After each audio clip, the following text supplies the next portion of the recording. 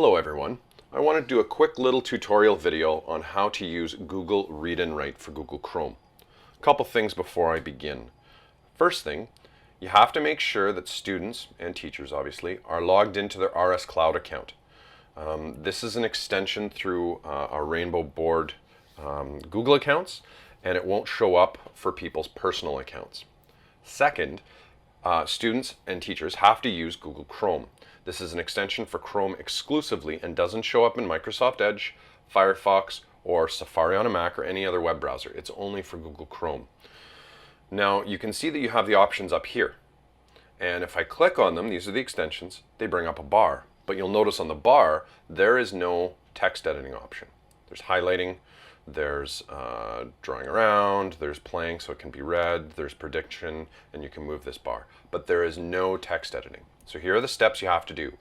And it works for both Windows and Mac. First off, I'm going to right click on this PDF I have in an old classroom. And I'm going to go open link in new tab. So I've right clicked and clicked open link in new tab. And it opens up. And the reason I need this is because I get this box that says open with.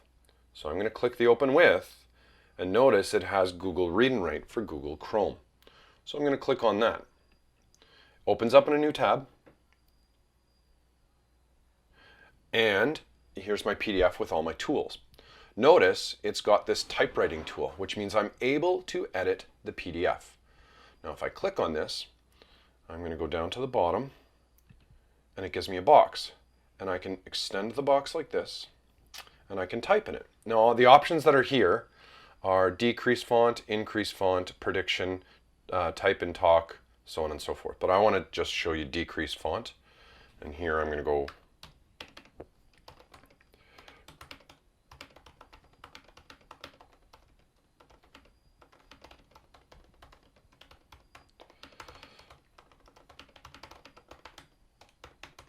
there. So I've answered the first question. Now I can also highlight my text and decrease the font again. It's a little better. And let's just say I want to do this. I want to listen to it just to make sure. So I'm going to click play, and I have my speakers cranked on my laptop. So 1. The role of images in a web page are to better convey the message of the author. You might want to recommend students do this if they're writing a lot of work. I actually have done this video a couple times, and it has let me know I've made spelling mistakes a couple times, which has been actually really valuable. So now that I'm done this text, I'm going to click the check mark, and it's done. Now, in order to save this, normally what we would do with a PDF is we download it, and the download button is here. You don't want to do that. What you want to do is you're actually going to save it by printing it to Google Drive. It sounds strange, but these are the hoops you have to jump through to get this to work. So I'm going to click print. And I've checked on a Windows machine as well. These are the steps that work. And you'll notice under my destination for printing, I have printers, everything else, but I also have save to Google Drive. So I'm going to click on that. And I can click more settings, but there's not much there. Notice it's going to print or save.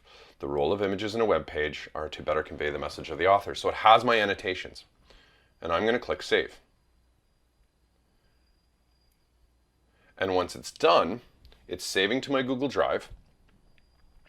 And I'm going to have it there. So if I open up a new tab and I go to Google Drive, notice it's the first thing right here. I just saved it. And there you go. So this is an easy way to save it. Now from Google Drive, students can post it to the classroom after they're done with it and everything else. But it's a really easy way to be able to edit these things.